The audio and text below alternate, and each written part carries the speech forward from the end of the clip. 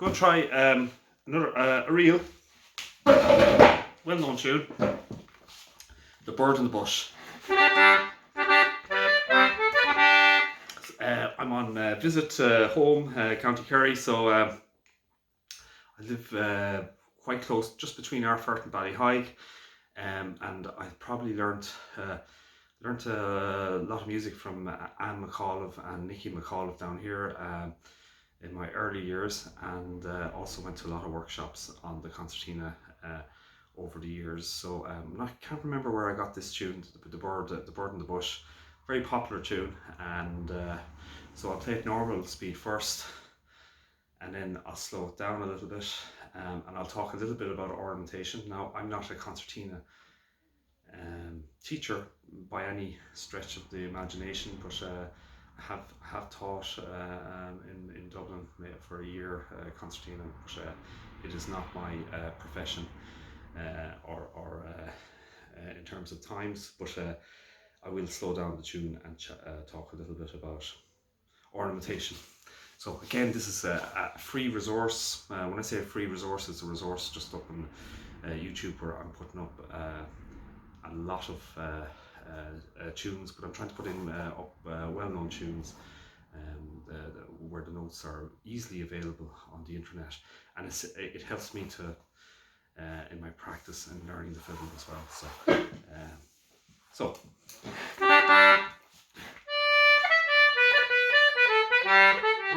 So this is "The Bird in the Bush."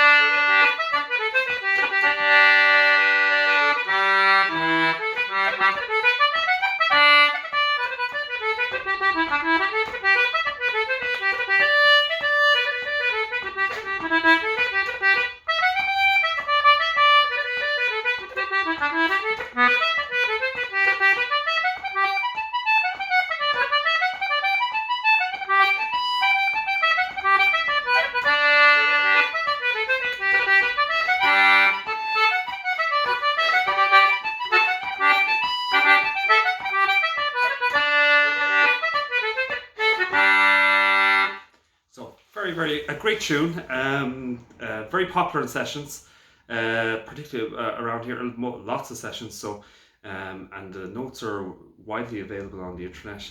In terms of ornamentation, there's different styles in terms of how to ornament. And again, I'm by no means anyway expert on any of the ornamentation, but there's little tricks that you can use. So, for example, putting in pauses. I like putting in pauses in the middle of the tune. It just makes it more wavy in terms of it. So it's almost like I suppose would it be staccato type of playing rather than legato, where every so often each note is a pause, like.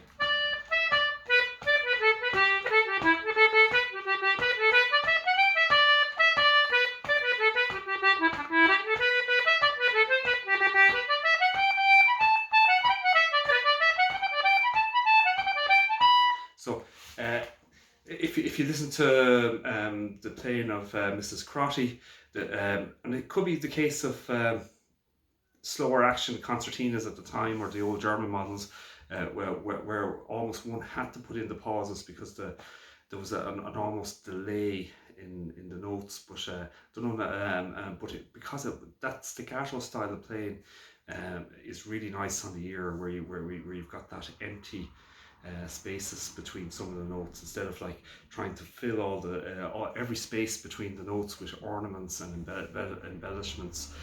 You have that kind of stop in a note, so which is really nice in terms of rhythm. So again, for your own learning, look up the internet and look at all the amazing concertina players that are out there, particularly the younger players and the young players, and you've got just astounding players out there, and their styles of playing are up on YouTube, even just by putting in a Google search. You've got Noel Hill, who's a fabulous player, and Micheál O'Reilly, Edel Fox, Liam O'Brien, Niall Valley, Mary McNamara, there's Tim Collins. There's so many players, Jack Talty, Padraig Rinn, Kathleen Nigown, Cormac Begley, and all different styles of playing. So and I'm only mentioning a few that I can think of at the top of my head. But if you look at that, you've got all the various. There's such a richness. The internet has a richness in terms of allowing people to look up and listen to other players, which is amazing in itself. Anyway, I'm going to play this tune very slowly now.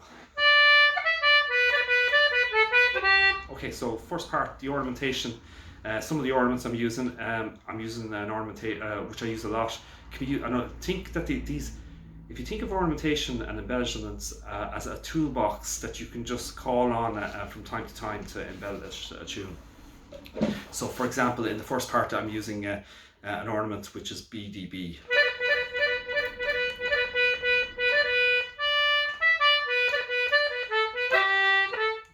An ornament on the G, which is GCG. So instead of going a singular G, you're putting in GCG. So in terms of, if you're going through practice ornamentation and ornaments, if you just think about, first of all, grace notes, generally speaking, the grace note, you're ornamenting, and this is a generalization, but you're ornamenting the note with the note in terms of closest to it. Yeah, and I don't mean in terms of music, but sometimes it is, but close in terms of location. So for the ornament on the B, it's BDB.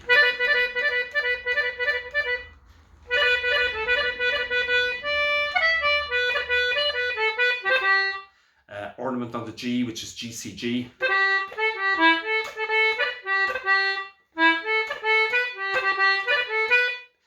Ornament on the B, which is BDB AB.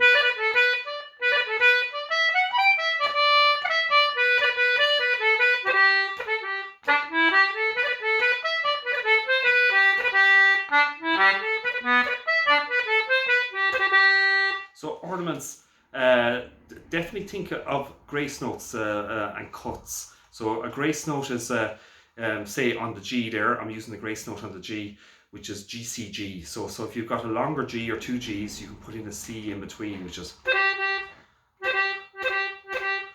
And obviously, you try and make it as more subtle as more and more. Now, you don't always have to use an ornament. You can leave it out and double note. Something like that. So there's lots of tricks you can use. So again, first part.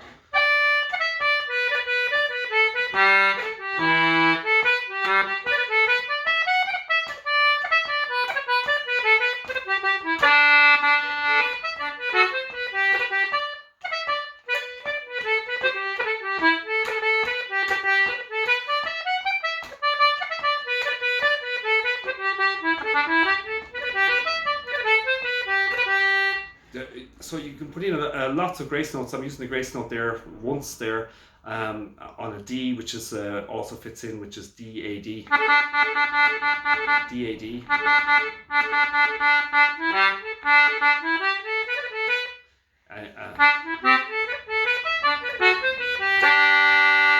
Again, so the first part very slowly again.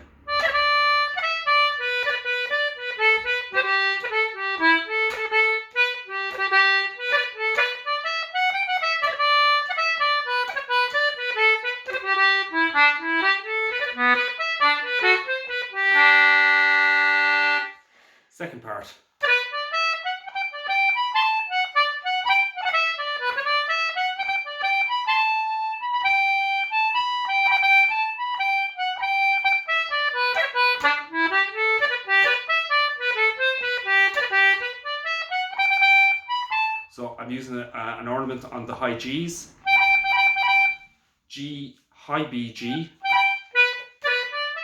You can also use a cut on the B. So a cut means that if you can fit in a note just before the main note, then that becomes a cut. So if you've got B, a cut is putting a high D before it.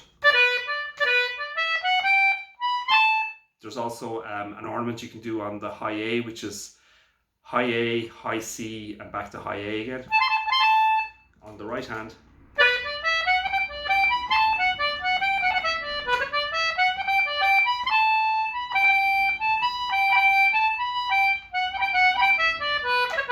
You can use an ornament on the B. I'm using the B on the press, and B, E, high E, C, B.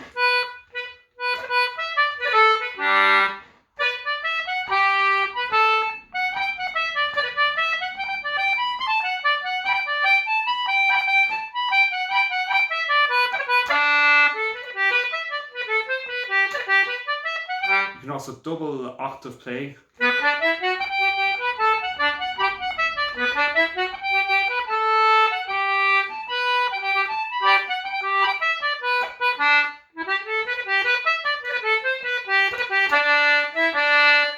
So you kind of get the picture of it. So don't worry too much about ornamentation. There's so much ornaments you can put in. There's so many different styles of ornaments, and that's what makes the music really interesting on the concertina. And that's of course what makes styles different between different concertina players, which makes it very rich. So in one sense, you're using the ornamentation to develop your own style, what you like yourself, and it could be not putting in too much ornamentation at all, and using the bellows. So for example, if I didn't even put in ornamentation, it'd be like.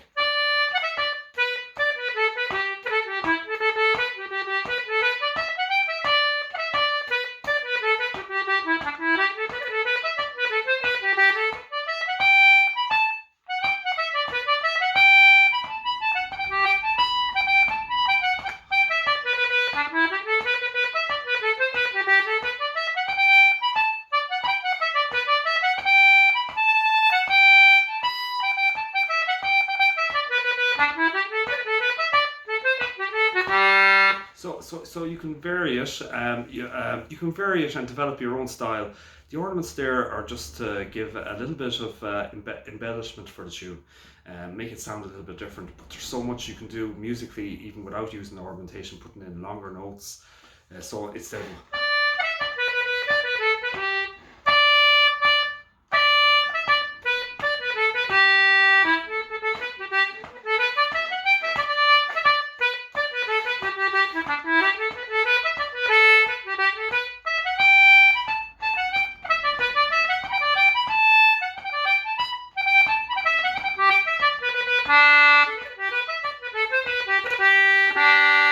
So it's different. Definitely be open-minded in terms of your ornamentation.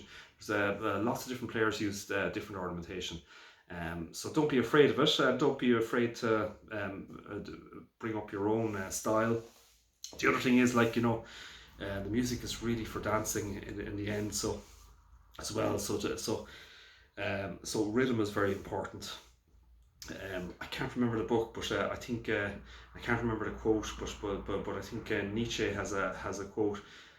Nietzsche, the philosopher, on life, something about life without music is without meaning, or something to that effect. That's a misquote totally, but Nietzsche does have a way about how important dance and music is. So when you're playing music, you've got your social connection, movement, and rhythms, particularly Irish music.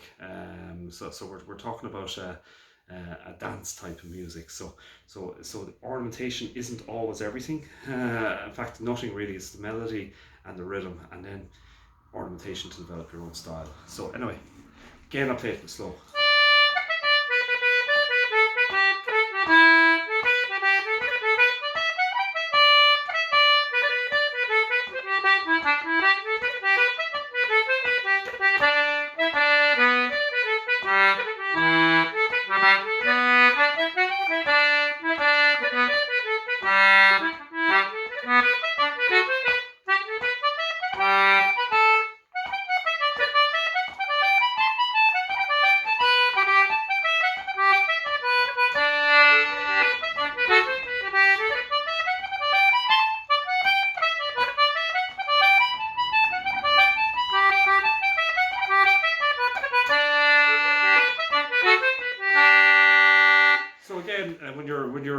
playing as well, try and think of relaxing. It's almost like a meditative aspect that you're sitting down learning a new tune, and at some stage you hopefully you'll get to play the new tune with friends, or whether it's in a session, or a house party, or in a kitchen, just or outside, especially now with the COVID pandemic still raging, or effectively, like, you know,